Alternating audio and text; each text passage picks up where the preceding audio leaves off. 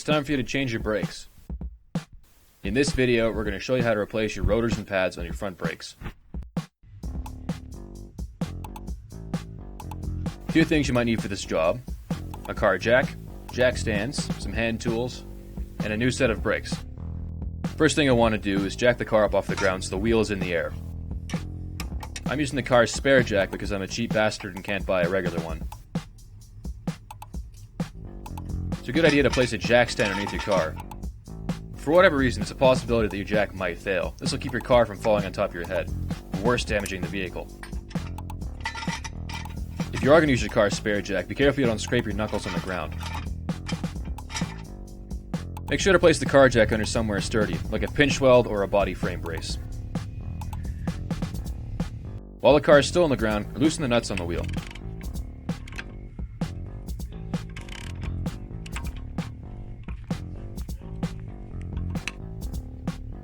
If you're a total caveman like me, you can use your fingers.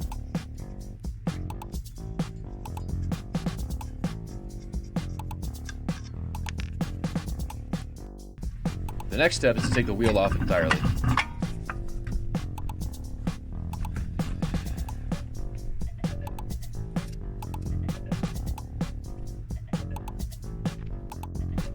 Once the wheel is off, this is a good time to inspect your brakes overall. Check for things like cracked guide pin boots here, or old dry rotted brake hose. It might be a good idea to turn your wheels so your brakes are easier to access. This of course can't be applied to rear brakes. On this specific car, we're going to be taking the caliper off the hub, loosening the brake line from the strut. This will give us more reach when we're trying to remove the brake caliper.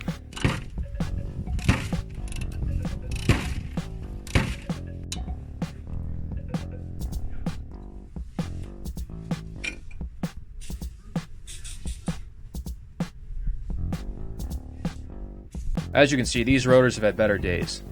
The surface is very rusty and there's obvious pitting on them. Behind the scenes, they're also very warped. Don't ask how I did this. You'll want to start by removing the caliper guide pin bolts. If you're doing just the pads, this would be as much as you need to do. You can access the pads and remove them here.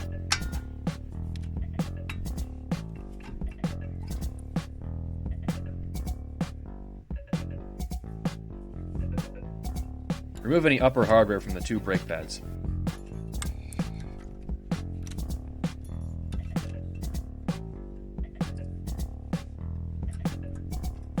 Now that the caliper is out of the way, you can remove the old pads from the caliper. Be sure to remove any old hardware as well, as we'll be replacing that too.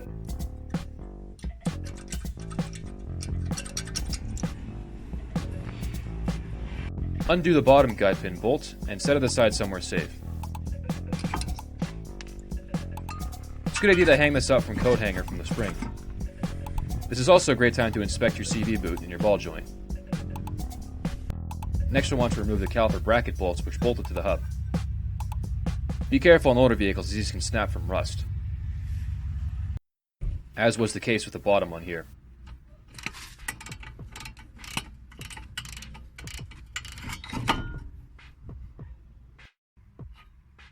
Be sure to keep your bolts in a safe place after you remove them. You don't want to lose any of these.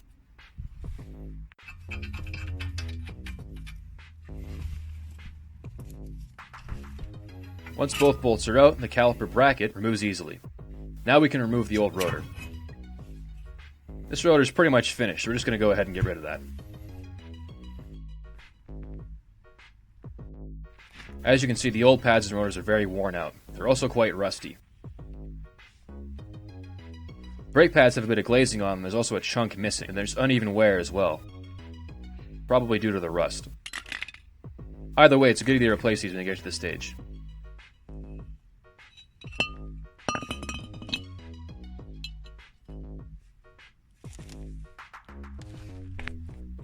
We'll be replacing them with a nice armor-coated rotor. These are good for areas with lots of rust.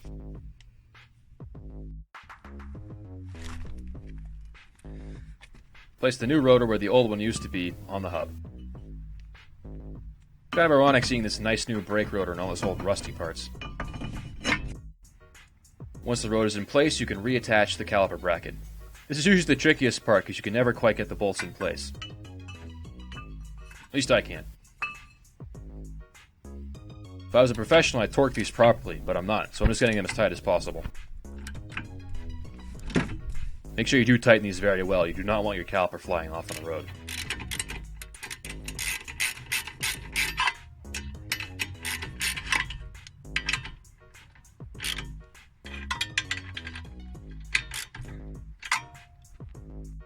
It's a good idea to add some anti-seize to these here bolts. Next you want to do is reattach the caliper and redo the caliper guide pin bolts. Leave one out so you can open up the caliper and place in the new brake pads.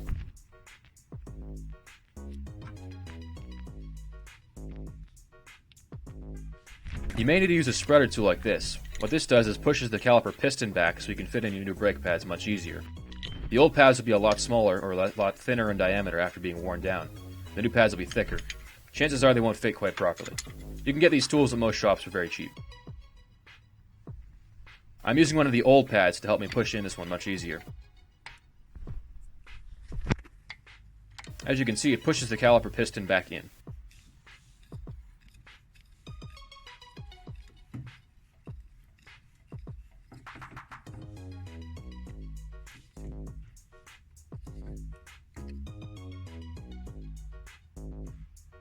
It's a good idea to add a little bit of anti-seize here where the caliper guide pins would go. Next you want to put the brake pad hardware back in.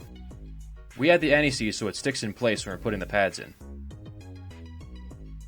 Most brake pad sets will come with new hardware. Mine didn't for some reason.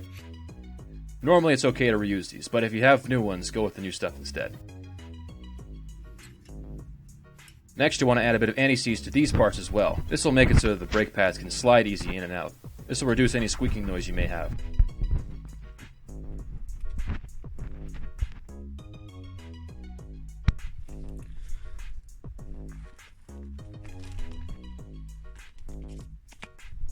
You can also add a little bit to the back of the brake pad, which will be touching the piston.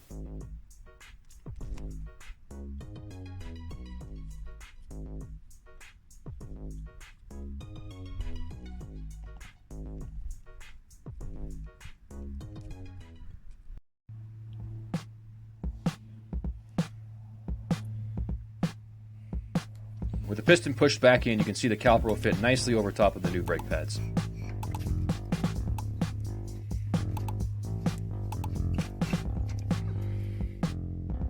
The last thing is to do up the last caliper guide pin bolt.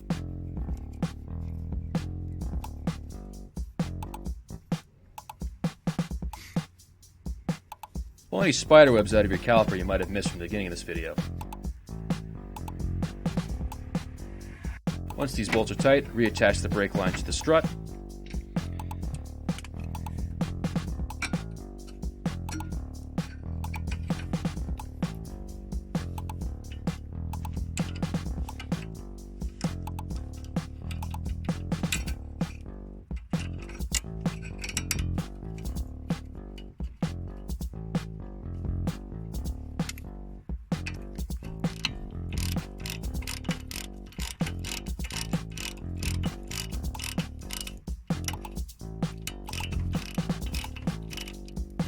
And there we go, all new brake rotors and pads.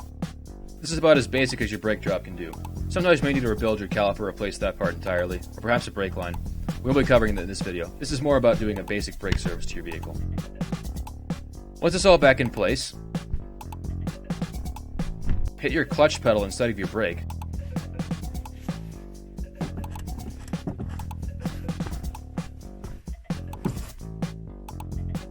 Realize you're an idiot and start hitting your brake pedal instead. This will push your caliper piston back onto the pads and prevent you having any panic stops the first time you drive the vehicle. Contemplate whether or not you're smart enough to be doing this. This step is optional.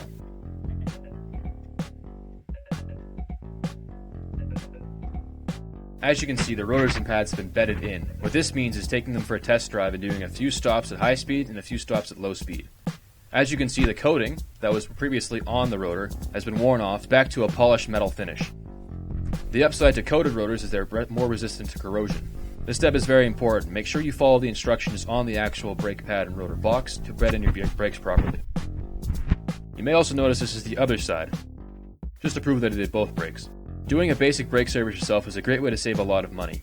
You can be charged hundreds of dollars at the shops to have this done for you, or even more at the dealership. And normally, a set of brake rotors and pads is no more than a few $100 themselves.